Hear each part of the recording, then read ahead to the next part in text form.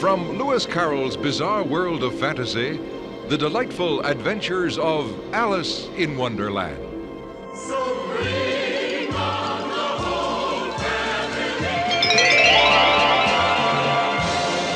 Hey everyone, it's Jonathan, and welcome to what will probably be my last Alice in Wonderland review for a while. I'll be starting another project soon, but I wanted to get in one last episode with Jenna before I move on, so I chose something short and obscure that we could do quickly before I move on to the next thing. Today we're talking about another obscure animated Alice, this time an episode of a fairy tale anthology series by Rankin, the studio best known for their stop-motion Christmas specials, like Rudolph the Red-Nosed Reindeer or The Year Without Santa Claus. This is not stop-motion.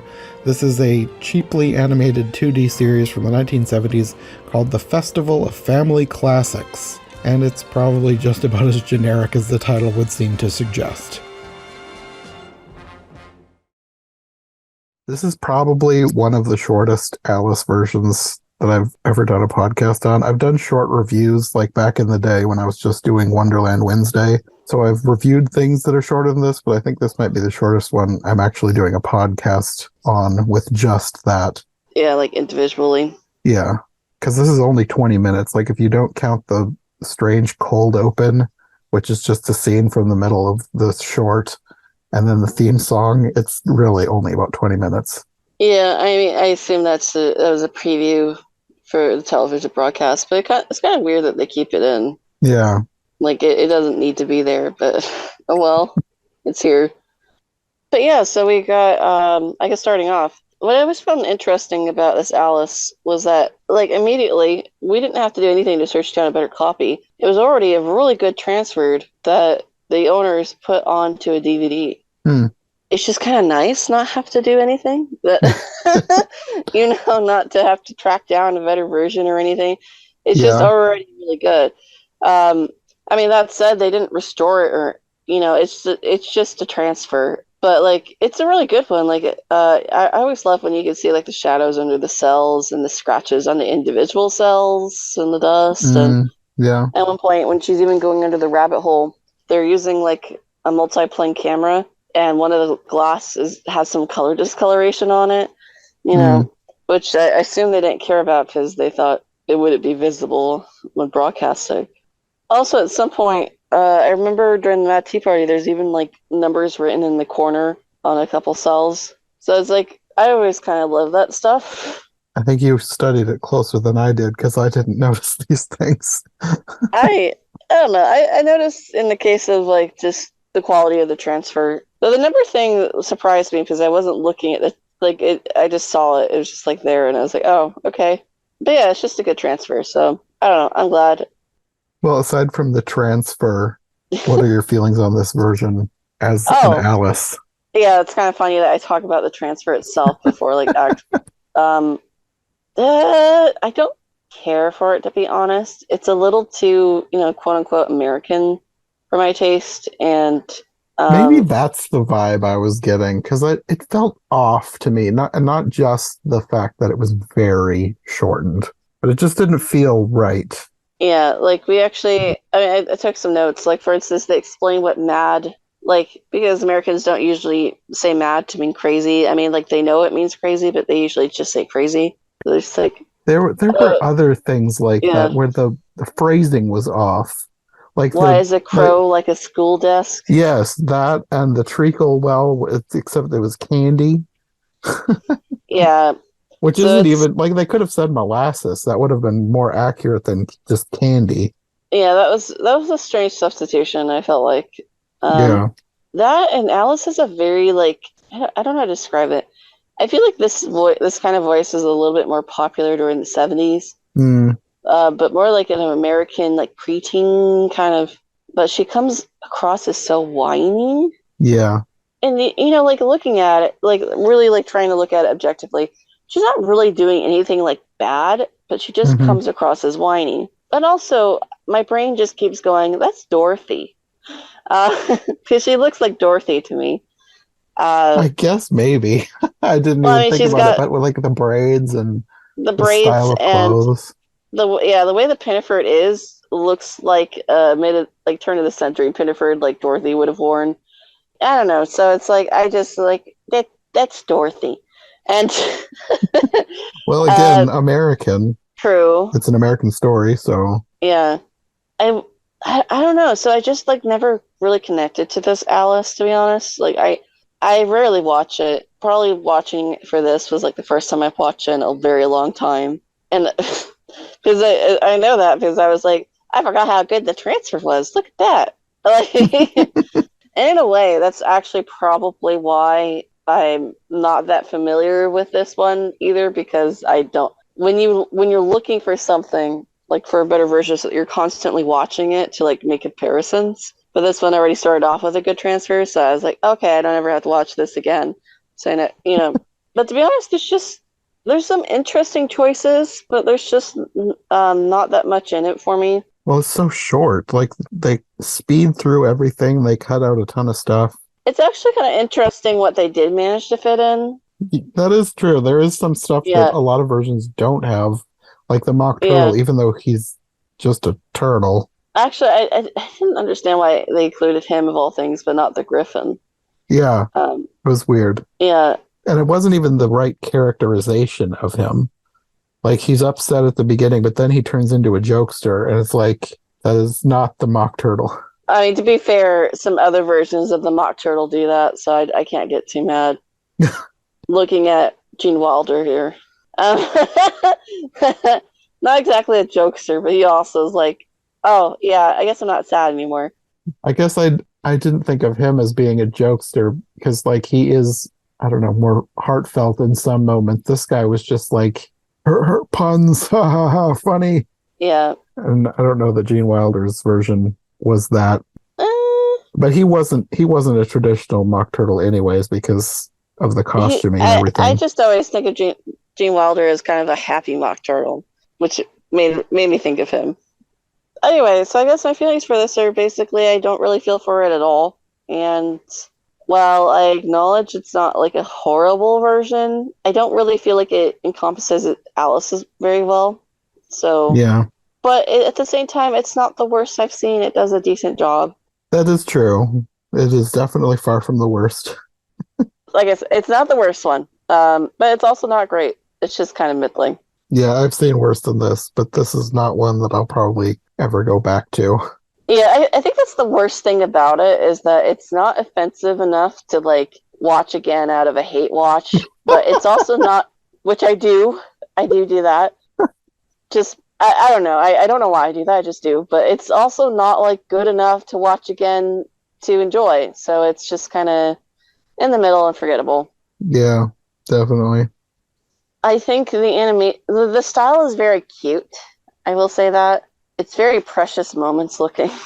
Um, I don't know that it's quite as cute as Precious Moments tries to be. it's that kind of like wide, teary looking that was so popular in the 60s and Yeah, 70s. yeah. And I don't hate that style. I actually do think the character designs are pretty cute. In particular, I thought the caterpillar looked. I really liked how the caterpillar looked, and I was surprised I at thought he myself. looked like Squidward, He looks or like more a accurate, more Squidward's chill. cousin. I thought Yeah, he looks like Squilliam, Squidward's cousin, Chillmore cousin. But he also happens to be a caterpillar and a nerd. He looks like a nerd. and he sounded like he was doing a very bored Mr. Smee impression. Yeah, I didn't care for like the hair or the Dormouse or the Hatter's designs. I didn't really like any of those. Yeah, and the Yeah, Dormouse was way too big. yeah, I thought the Mock Turtle was cute. The rabbit was but I'd say actually what stands out the most about this one is the background work.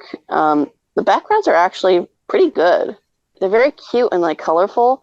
Hmm. I'd actually like I wouldn't mind like getting my hands on the backgrounds to just see what they look like without being animated upon, if that makes sense. Yeah. They look very cute to me, and I like that.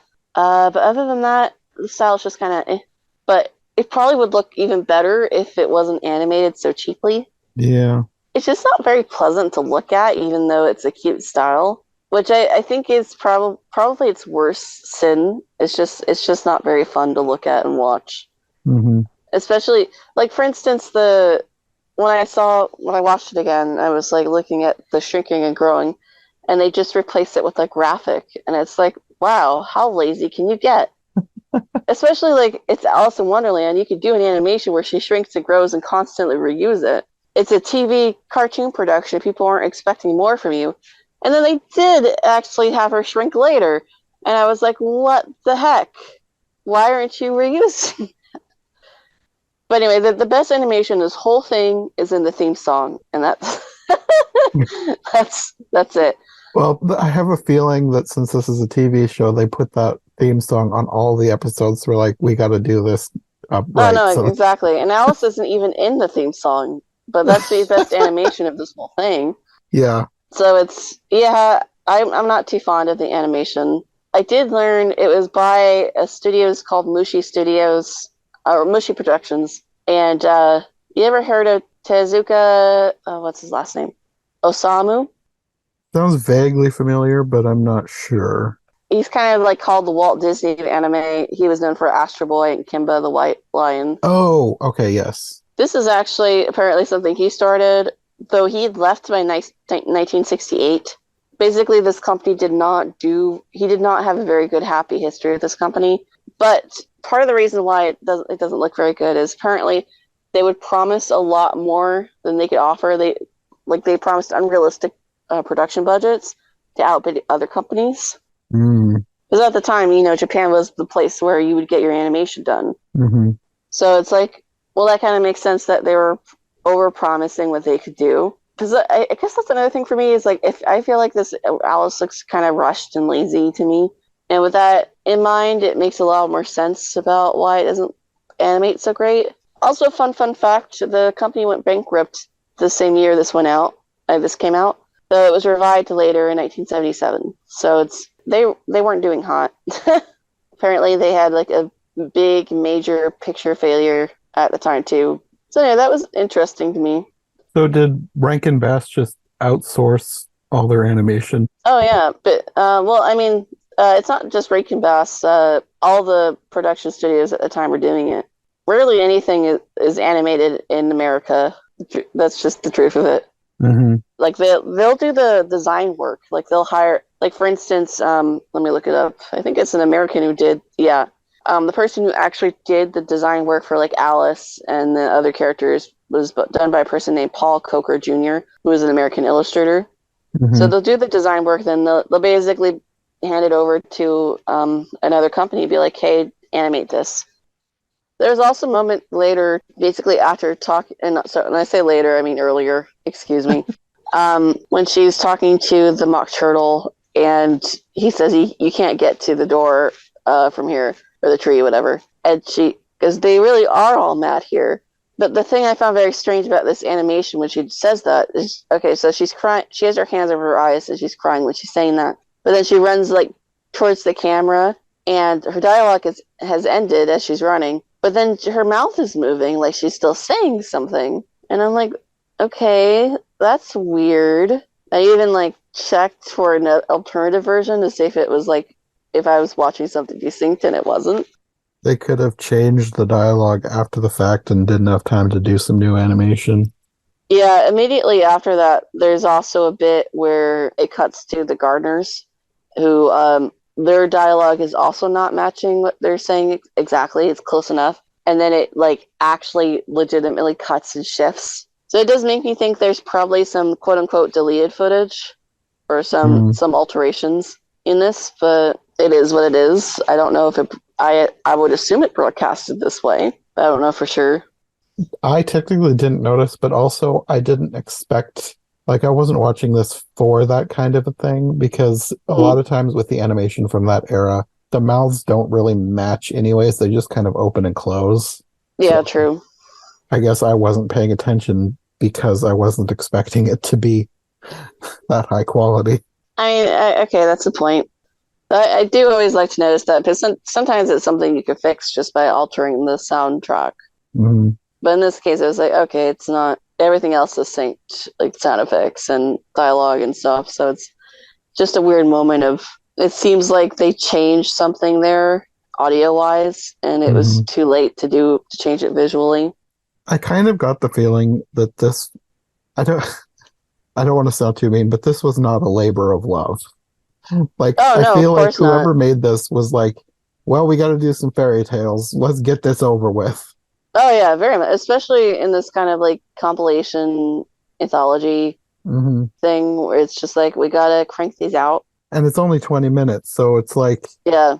it's, there was a lot of, I don't know, odd choices, things they cut out, things they cut down. I even wondered because at some point there's some backwards animation, and I was like, I wonder if these like it's like a bird's grasshopper and I then like didn't an know what egg was up with that. That cracking. wasn't from the book. It was like, Well, okay. I was thinking these are probably things they had already animated for something else. Oh, you could be right. Yeah, and they just put them in as like it's Wonderland, it's backwards. Like one, I'm just saying I wouldn't be surprised if that was the case. I bet you're right. Yeah, that said, I don't know. Like, I haven't seen the other things or any of their other works, so I don't know if that's the case. But I feel like I wouldn't be surprised if someone was like, "Yeah, Mm. that happened." Anyway, anything else, or should we go by story beats? Well, we can go by story beats because it's not going Oh, to take very long. okay, all right. Like, Let's see. everything happens like within the first minute. I think she's in Wonderland because like she's grumbling about her sister's book, and then the rabbit shows up and she chases after him. She's down the hole. Can I just say how bad her sister looks? I don't like how her sister looks. It's not a good character. She just has this huge bow like on the front of her head, and it's just like, what are you doing? I think they probably just drew a generic random person. I was like, good enough. She's only in it for 2 scenes. Yeah. Um, Jumping forward a little bit, they cheap out and don't do the shrinking animation here growing. But she says something about she's feeling like a yo-yo. And then she did like this really weird movement with her arms, like when she sways her arms right after she says it. And I was like, is this meant to illustrate being a yo-yo? It's but it really stood out considering like a lot of the other animation had been pretty static, and it's like interesting that they felt like they could justify animating that weird movement. I don't think I noticed it, but probably I was taking notes about how quickly they were speeding through things. And this is not one that I Yeah. watched twice. Like a lot of times I'll watch a movie twice, and I didn't really feel like going back and watching this again. Oh no. To be honest, it became the other sin about this Alice is while it's not bad and it's not good, it's middling, but it's also the kind of middling that it's a chore to watch still. Yeah, kind of. Again, on like the chore scale, it's not the worst chore of Alice's to watch, but it was still very. I had to take a break in the middle of it because I was just bored. Um, Which tells which tells you something because it's only 20 minutes. yeah, this is the kind of Alice where it's like maybe it should still have commercial breaks just just for a little bit of a mental break. And then the commercial breaks could be like 70s commercials, and you could be like, wow, it's like a time capsule. And that would be so much more interesting. Um, and then if I could skip forward again, when she's in the White Rabbit house, I did note this because I thought it was funny. So she goes in and she sees this little bottle that says "Drink me," and she's like, "Again?" And I'm like, "What the heck, Alice? You Just don't don't have to drink do it. anything." Yeah, but you have a compulsion. Like this Alice has to be obedient to anything she reads or anyone tells her. It's like, you ever seen Ella Enchanted? It's like that. It's like, darn it. Oh, do you have any any notes yourself at this point? My main note for this was that it was kind of weird that they, I mean, not, I guess it's not weird since they have to get through quickly. They skipped like everything between the shrinking and growing and getting to the rabbit's house because, like, in this version, she actually gets through the door. Mm. There's no river of tears or anything. She shrinks, realizes she needs the key. She grows, she grabs the key, she shrinks again, and then gets out the door, which is kind of interesting because it's one of those things where I suppose for some kids watching it'd be like kind of frustrating that she can't Yeah. get done what she needs to get done, but this version she actually does. But then you miss all the stuff in between. Yeah. I also, on that note too, I also, because basically you're saying it's very fast paced. Yes. And I made a note that she immediately wants to go home. Yes. Which That's her whole considering goal this, for the whole thing. yeah, but she says that, let's see, I have that right after the rabbit's house. She's just like, okay, I'm done. I want to go home. And it's like, you just got here. You're the one who followed him down. Like, so it's just as like fast pacing, while understandable. It's really weird if you put in a subplot that she wants to go home because it just doesn't come across well. I guess I don't know. It's just why can't you It's just not. like It's just not as whimsical. yeah, I don't understand why people keep putting this in. Yeah. Well, her goal in a lot of stories, in most versions, is to get to the garden, Yeah. and she gets there immediately. Like there's no looking through the door thinking, "Oh, what a beautiful garden. I wish I could get there." She just gets there and then, well, gotta go. Yeah, she's just like, well, I already completed this video game. It's time to go. Oh, wait, I'm stuck here. Yeah, it's very odd. You know, it's funny. People say that kids nowadays don't have attention spans. What about this? Alice is like immediately bored. She's in this Wonderland. She's like, yeah, I wanna leave. It's not, I mean, it's not this version of Wonderland is that wondrous. It's mainly just birds flying backwards and a baby bird unhatching. No, you know, what's interesting about that is like kind of like I don't believe this is on purpose at all, but they inadvertently like kind of reference Sylvie and Bruno. There's like a watch in that story where you can make things go backwards in time. So like Hmm. for instance, I think in the book like there's a meal and the narrator makes it go backwards. So you see them taking the food out of their mouth undigested and then like putting the food back together. So it's like she's watching a bird being born from an egg backwards. But I don't think they purposely meant that at all, and they don't do anything interesting with it. Just like, oh, ain't it wacky? Yeah, well, I mean, I haven't read that book, so that wouldn't have meant anything to me. I actually don't recommend reading it. There's a what was it called? Shortly after he died, was it his nephew? It might have been his nephew, but basically someone in his family created a truncated version of Sylvie and Bruno that was basically all the like the fun parts with the nonsense in a fairyland. If anything, you could read that, but I wouldn't recommend reading the whole thing. But yeah, I don't think that shows up in that truncated version because that was something with happening with the adult narrator, but I don't know. Hmm. I believe if anything, maybe they might have been trying to refer to oh, that's the effect of living backwards. Oh, But they don't do anything with it or refer to that. So I really like my first instinct is they're just being lazy. I think you're probably correct. I think this is one of those things we're overanalyzing.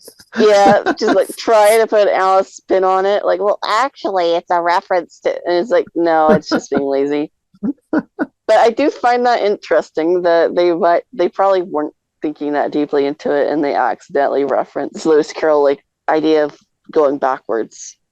Okay, my next note is when she gets stuck in the house, the white rabbit actually helps her, which I That was was like, odd too. I don't think I've ever seen a yeah, version where they're like friendly. yeah, actually, this white rabbit is really nice. Just like, oh, yeah, you got stuck in my house. You probably ruined everything inside, but it's fine.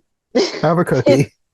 Yeah, have a cookie. Here's some directions. The other interesting thing about this rabbit is that I think this is the only one where he actually recognizes her from the overworld. Like he actually Oh, that's true. talks. Yeah, most of the time, once you get to Wonderland, the White Rabbit never ever mentions being above ground or like even referring to it Yeah. or seeing Alice up there or anything. So this was like, that's actually really interesting that he's like, oh yeah, you live in the big house with your sister, which indicates that he visits a lot for some reason. And I'm like, Hmm. what's the rabbit story? Can we focus on the rabbit now? Like, Yeah. like I've why never is really he? thought about like why was the rabbit above ground in the first place? Yeah, but finally, I can think of another version where they actually do cover that. But it's like the sim date Alice in the Country of Hearts, where apparently the rabbit is in love with her for whatever reason. So he goes to the above ground a lot to go watch her and stuff. I've not heard of this one. There's actually is a movie version of it, but I don't recommend it because it's not like explained what's going. It's the movie version. The movie is only if you already know what's going on, but there's no anime. It was just a manga and a sim date game, and that's it. Um, anyway, my point is the only other Alice I could think of where it actually addresses the White Rabbit being in above ground is that one. And this one's still not addressed, but like there's a history, and now I'm interested and I want to know. But I'm never gonna know. This is a stupid little cartoon from the 70s. I don't think they knew. I think they just probably threw that in because they were trying to make this make more sense. There was a lot of things that I felt like they were changing because they were like, well, that doesn't make sense. We got to have somebody have a reason for what they're doing. Yeah, probably. Because like Um, especially this all the stuff with wanting to go home, like that's her whole driving force. Like everybody she talks to, like she's just looking for directions instead of it just being a random journey through a weird place. yeah, I agree. I feel like people don't really know how to handle Alice sometimes. Like they're just it makes them uncomfortable for it not to make sense. So they have to Probably, try. yeah. Yeah. What's interesting is I actually have had people like tell me they never liked Alice in Wonderland as a story because it doesn't make sense. And I'm like, that's the whole point. You know, it's um It's one of the reasons I like it. yeah, it's I like like how that's weird it is. literally the point. But that's just a preference. I would say it probably is a majority preference, at least when it comes to like films. And it's part of why Alice doesn't do well as a film usually, historically. Mm. So you always get these versions where they try to explain things. And sometimes it's done well and can be interesting. And other times just like, why? Why would you? I thought it was interesting that the rabbit indicates it's Hatter's house and not the hare's. Oh, that's true. Yeah. Yeah, it's a very common misconception. It happens a lot. And then she gets there and it looks like it's designed after the hare, like in the book. Which, by the way, can I mention this house is terrifying? And um, I think we should just cut it out of existence. It's a terrifying house. I don't like it.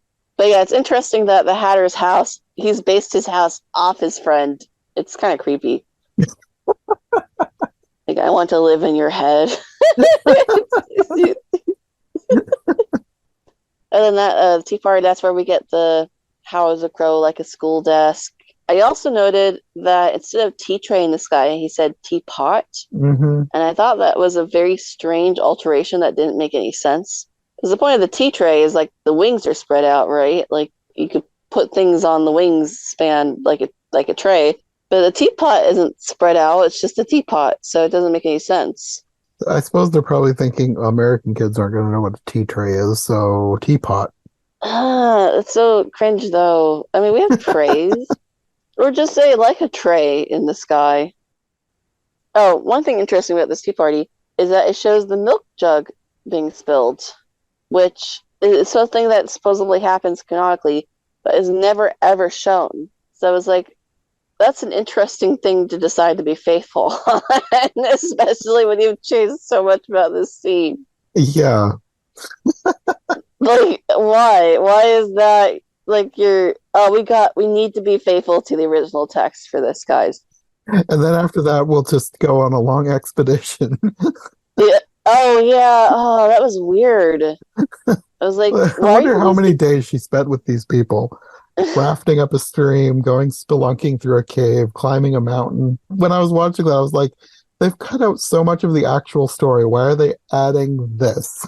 Yeah, I mean, I guess it was supposed to be like a gag, but yeah, they could have spent that like on other things instead of this. But here we are. This is the version of the future they chose, and I thought it was strange to have the mock turtle without the griffin. Hmm. Because I don't know, it's just a different dynamic when you don't have a griffin. In general, actually, I do feel like they kind of missed the whole point of the mock turtle and the mock turtle scene in general. Like you mentioned Yeah. earlier, he wasn't sad, which I guess means they don't need the griffin because the griffin's what's the one that's supposed to like prod him into saying things where Alice would be too polite to do so. The whole scene felt to me like someone was reading the book and like, this guy is just saying puns all the time. Why not make him aware of it? It's also, I think, the only time we get a visual of his school days under the sea. Also, important note, he just looks like a turtle.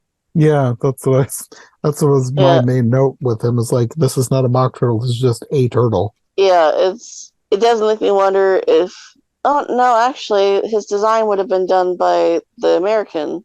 Yeah, they just missed the mark here Yeah. for no discernible reason. Skipping forward a little bit to when the executioner is on scene. I actually think the executioner is a little bit funny, and it was the closest. I didn't laugh, but it was the closest I came to laughing. I think I know what you're talking about, and I think I felt the same. They really played on the exasperation. Yes. Um, and I was thinking about it. It's like, actually, why don't other Alices play into this more? Because it actually could be really, really funny. Yeah. But at one point, the executioner is just like, you could tell he's on his last threat, like his last threat of sanity. Like, I can't do it. And then it'll like cut off the tail. He's like, it's the same thing. Like, I want to see an executioner lose it now. Anyway, so I liked him. Yeah.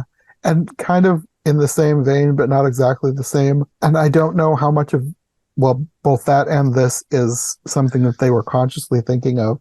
But like with the Mad Tea Party, I felt like this was one of the best versions that captured just how obnoxious everyone is. That like is a good point. a lot of versions will make the Mad Tea Party whimsical and fun, which I mean, I love those versions, but Alice is annoyed with these people. And this version really captured how annoying they all are. Like, I want to get out of here. Yeah. Which I don't know if that's a good thing or a bad thing, but at least it felt sort of book accurate. Well, hands down, I think 1999 is the best at that, especially in regards to Tea Party. Yeah. I feel like it's really well balanced where it has fun moments, because I do feel like Alice has fun moments here, but then they get so obnoxious and rude and even a little bit scary sometimes. A lot of other versions are either it's too fun, it doesn't make sense why she wants to leave, everyone's too nice. Off the top of my head, I feel like 1985, the Hatter's too nice to like actually want to leave. Though that said, he has some really good lines too. But anyway, you make a good point. This one, they play more on how obnoxious everybody is, and it probably is more book accurate than other versions. So I'll give them a point. A single point. Well, 2 points for the executioner too. Yeah, okay. Actually, let me think of the points I could give this one. I'll give them half a point for, have a counter of Jenna points. I'll give them a half a point for doing the backwards thing, because I don't think they were, I think they accidentally stumbled upon that for living backwards. I don't think they did that on purpose. And that's it, I guess. So 2.5 points. I mean, I think it's interesting that the rabbit recognizes her, but I don't think that's worth a point, if that makes sense. Yeah. Yeah, so I don't know what my criteria is for points, because I'm making this up on the spot, but I don't feel like that's it. So yeah, 2.5 points. And that's my feelings on this adaptation. I don't feel like giving them many points because I was just kind of bored and or annoyed through a lot of it. Actually, I'll give them another half point because they spilt the milk jug. That's 3 points. And then one thing I was kind of curious about whether they intended, it was the ending. She, in classic, she wakes up and she's like, but it was so real. But in this, it just, like, the music. I had that same note. It was like, the music is so weird. It's kind of like... It feels like the Twilight Zone. Yes. Yeah. Alice in the Twilight Zone. Are they trying to give kids their first existential crisis? Because she's like, I wasn't sleeping. I wasn't. Or was I? And then the music is all weird. Yeah, it's not whimsical at all. It sounds like kind of ominous and I was like, this is very Twilight Zone. I was curious whether they intended it to feel that way. I don't know. It was strange. Yeah. Honestly, I could kind of go for Twilight. Doing Alice in Wonderland in a Twilight Zone kind of way would be amazing, and someone should do that. It would. Yeah. Yeah, it actually lends itself really well to that, like even being faithful. So somebody should. I'm going to start my own studios where we only do Alice in Wonderland adaptations, but different ways. I don't know how successful that would be monetarily, but I would watch everything that you put out. Thank you. My first fan. But yeah, that because I have a list of things I want, like different Alice's I would like, and I think that's a new Alice I would like. You know, I'm gonna give them another half point because they inspired me to have a new imaginary Alice, and so 3.5 points. Um, Pretty soon there's going to be like a 5-star film. You keep giving them extra points. no, I don't think there's anything else I could get the points for. But no, because the Twilight Zone Alice would be amazing, and I want that to happen now. Yeah, me too. Yeah, that's it. If anything, my ending regards are about wanting to see another Alice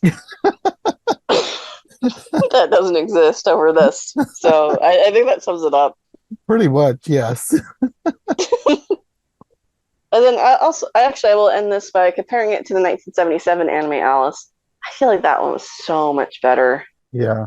Yeah, if you give me, and it's about 20 minutes. So if I had to choose a 20-minute Alice, I would choose that one. Yeah, I would too. It actually, like, it wasn't the greatest adaptation, but they actually had some semblance of style to it. I think that it's also a lot more care into it. Maybe part of why this one might feel weird is because of the different like international teams not communicating with each other too. Just like it could be. Yeah, American goes, I want to make production.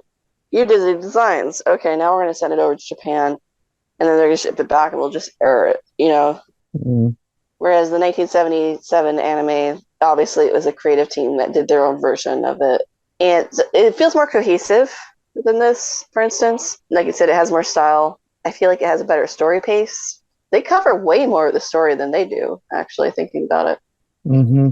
Anyway, so yeah, ending notes. I want to watch another one now. Do you have any closing remarks of your own about it? Mine was just how weird it ended. Like, I was just kind of, I don't know, dumbstruck by how strange the end was. Yeah, I can't emphasize enough how strange it is. Even though, like, really, there's not, even when you really analyze it, there's not really that much different from other Alice's, but just the way, the tone. The music is what made it so odd. Like, if they had done with, like, whimsical music, it wouldn't have felt weird. Even with the same dialogue, the same take, everything. It was the music that made it feel so eerie. Yeah, it was a strange choice. Yes, very.